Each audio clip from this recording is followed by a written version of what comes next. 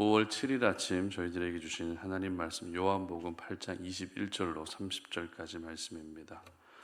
함께 말씀 봉독합니다.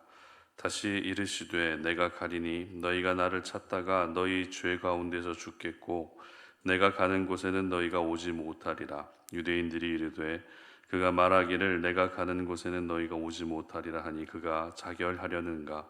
예수께서 이르시되 너희는 아래에서 났고 나는 위에서 났으며 너희는 이 세상에 속하였고 나는 이 세상에 속하지 아니하였느니라. 그러므로 내가 너희에게 말하기를 너희가 너희 죄 가운데서 죽으리라 하였노라. 너희가 만일 내가 그인 줄 믿지 아니하면 너희 죄 가운데서 죽으리라. 그들이 말하되 내가 누구냐. 예수께서 이르시되 나는 처음부터 너희에게 말하여 온 자니라. 내가 너희에게 대하여 말하고 판단할 것이 많으나 나를 보내신 이가 참되심에 내가 그에게 들은 그것을 세상에 말하노라 하시되 그들은 아버지를 가리켜 말씀하신 줄을 깨닫지 못하더라. 이에 예수께서 이르시되 너희가 인자를 든 후에 내가 그인 줄을 알고 또 내가 스스로 아무것도 하지 아니하고 오직 아버지께서 가르치신 대로 이런 것을 말하는 줄도 알리라. 나를 보내신 이가 나와 함께 하시도다. 나는 항상 그가 기뻐하시는 일을 행함으로 나를 혼자 두지 아니하셨느니라. 이 말씀을 하심에 많은 사람이 믿더라. 아멘. 가르쳐 주신 대로 살 때 하나님이 기뻐하신다라는 제목으로 오늘 아침 말씀 전합니다.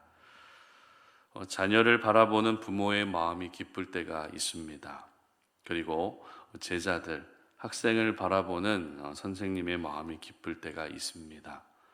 바로 가르쳐 준 대로 하는 것을 보면 그렇게 예쁘고 기쁠 수가 없습니다.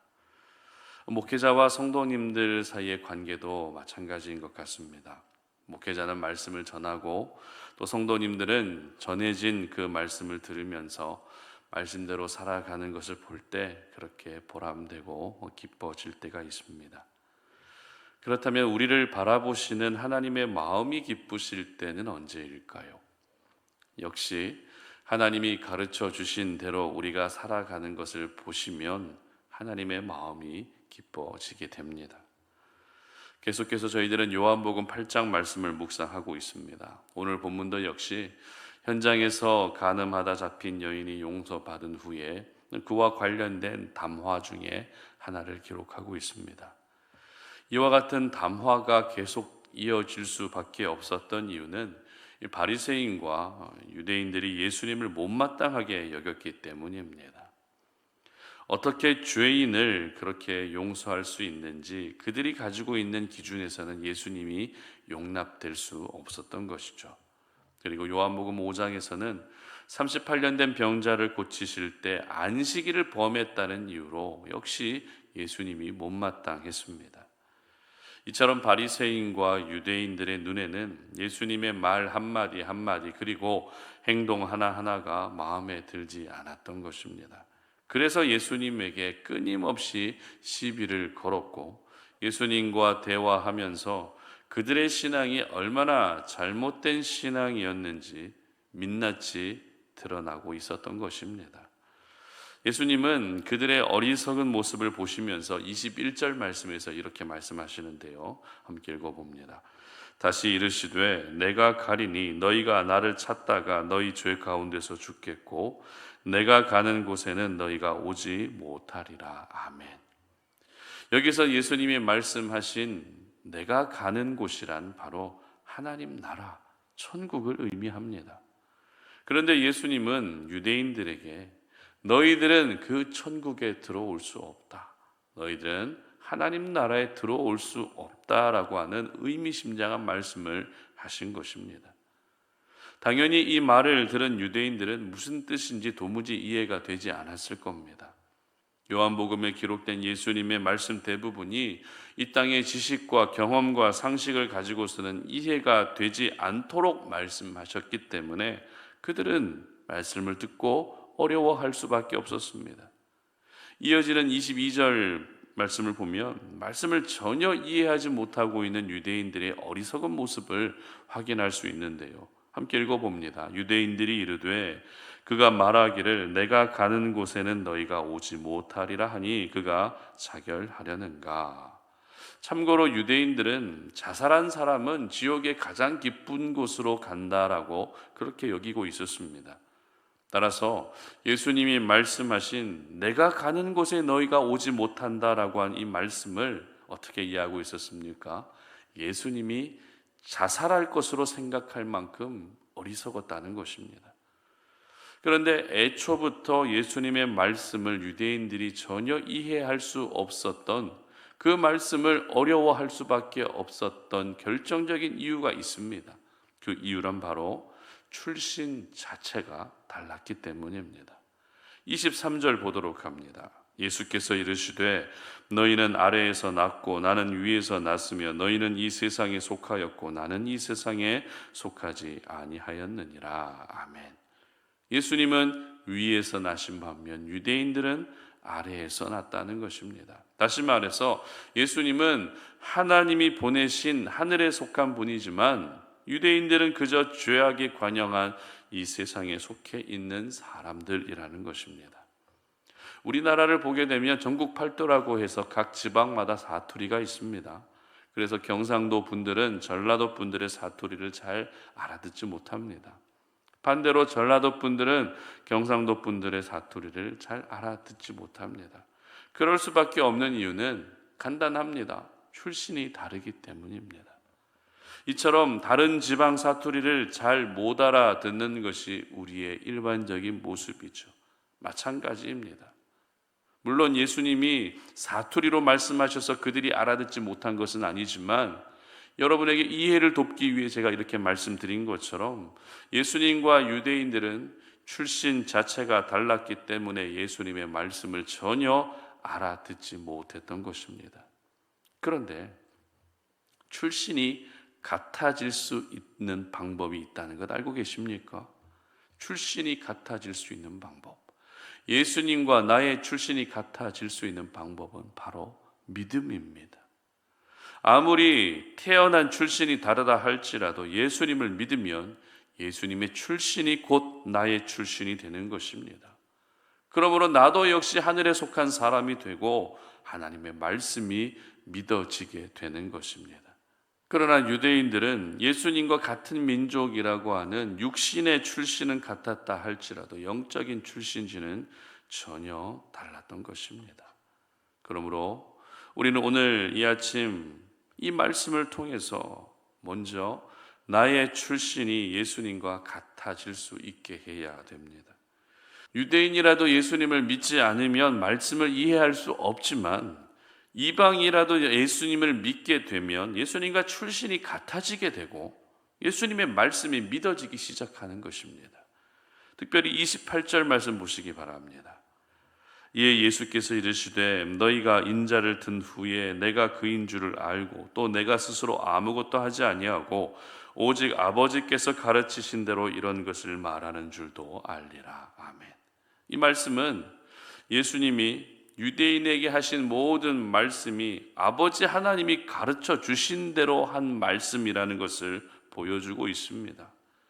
유대인들을 이해시키기 위해서 예수님이 스스로 지어낸 말을 한 것이 아니라 비록 그들이 끝까지 이해하지 못한다 할지라도 예수님은 철저히 아버지 하나님이 말씀하시고 가르쳐 주신 대로 전하셨다는 것입니다.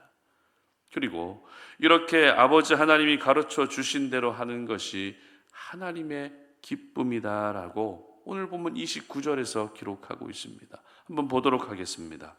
나를 보내신 이가 나와 함께 하시도다. 나는 항상 그가 기뻐하시는 일을 행함으로 나를 혼자 두지 아니하셨느니라. 아멘. 그렇습니다. 하나님은 우리가 하나님이 가르쳐 주신 말씀대로 하는 것을 보며 가장 기뻐하십니다. 말씀대로 살고 말씀대로 행하는 것을 보며 마치 자녀를 바라보는 부모의 마음과 같이, 제자를 바라보는 선생님의 마음과 같이, 그리고 성도를 바라보는 목회자의 마음과 같이 그렇게 기뻐하시는 것입니다. 그러고 보면 하나님을 기쁘시게 해드릴 수 있는 방법은 생각보다 단순합니다. 그저 가르쳐 주신 대로 하면 됩니다. 그런데 이렇게 간단한, 너무나도 간단한 가르쳐 주신 말씀대로 하는 것이 왜 그렇게 잘 되지 않는 것일까요? 그 이유는 말씀을 먼저 이해하려고만 하고 있기 때문입니다. 이해하고 믿는 것은 모든 사람들의 기본적인 학습 방법입니다. 그러나 하나님의 말씀은 이해하기보다 받아들이는 것이 먼저입니다. 말씀을 이해하는 방식으로 접근하게 되면 결국 말씀이 이해가 돼도 믿음으로까지 이어지는 것은 굉장히 어렵습니다. 말씀은 우리를 이해시키기 위함이 아니라 믿음을 갖게 하기 위함입니다. 따라서 말씀이 이해될 때까지 기다리면 안 됩니다. 이해가 되지 않아도 믿음으로 말씀을 받아들이게 되면 처음에는 이해되지 않던 말씀이 삶 속에서 이해의 차원을 뛰어넘어 경험되는 은혜가 우리에게 임하게 되는 것입니다. 30절 말씀 보시기 바랍니다. 이 말씀을 하심에 많은 사람이 믿더라. 아멘. 분명 오늘 본문에서 예수님이 하신 말씀이 이해가 되지 않았던 많은 유대인들이 있었습니다. 그런데 그 와중에도 또 어떤 사람들이 있었습니까? 믿음을 갖게 된 사람들이 있었다는 것입니다. 그렇다면 이들이 믿음을 가질 수 있었던 이유가 예수님의 말씀이 이해가 됐기 때문에 그들이 믿었을까요? 그렇지 않죠. 그들은 이해가 돼서 믿은 것이 아니라 예수님의 말씀을 듣다 보니 너무나도 깊이 있는 진리의 말씀이었기 때문에 그 말씀을 있는 그대로 받아들인 것입니다. 그래서 드디어 믿음이 생겨난 것입니다. 물론 이들의 믿음이 예수님을 영원히 잘 따르는 믿음은 아니었습니다. 그러나 믿지 않던 바리새인, 믿지 않던 유대인들이 많았던 그 당시에 그 가운데에서도 믿음을 갖는 무리들이 생겨났다는 것은 분명 기적이라는 것입니다. 이처럼 믿음은 이해가 됐기 때문에 생기는 것이 아니라 이해가 되지 않더라도 받아들였을 때 믿음이 생기는 것입니다. 그러므로 지금은 이해되지 않아도 하나님이 말씀하신 그 가르침대로 순종할 수 있으시기를 바랍니다. 가르쳐 주신 말씀대로 사는 것이 어려워도 여러분 한번 해보시기를 바랍니다. 하나님은 가르쳐 주신 대로 살아가는 것을 보며 기뻐하십니다. 바라기는 오늘 하루가 가르쳐 주신 말씀대로 한번 살아보는 날이 되셔서 하나님의 기쁨이 될 뿐만 아니라 하나님이 나와 함께하고 계시다고 하는 그 귀한 사실을 모두가 피부에 와닿도록 느끼고 깨닫는 그런 귀한 날이 되시기를 주님의 이름으로 축복합니다. 함께 기도하겠습니다. 하나님 아버지 감사합니다. 오늘도 우리가 주의 말씀을 통해서 우리의 모습을 돌아보며 늘 말씀이 어렵고 늘 말씀이 이해가 되지 않아서 우리의 믿음이 자라지 않고 있었던 우리의 연약함들을 이 시간에 내려놓습니다. 그러나 오늘 하나님은 가르쳐 주신 대로 사는 것을 보며 그렇게 기뻐하신다고 하신 말씀을 깨달았사오니 하나님 받아들이기 어려워도 우리의 마음을 불편하게 하는 말씀이라 할지라도 가르쳐 주신 대로 살아낼 수 있는 은혜를 베풀어 주시옵소서. 말씀이 이해가 되지 않는다 할지라도 그 말씀을 받아들이게 하시고 받아들인 말씀대로 살아가게 하셔서 우리의 모습을 보시며 오늘도 하늘에서 기뻐하시는 그런 하나님의 기쁨을 우리도 함께 느낄 수 있는 그런 복된 날이 되게 하여 주시옵소서. 감사드리며 예수님의 이름으로 기도드립니다. 아멘.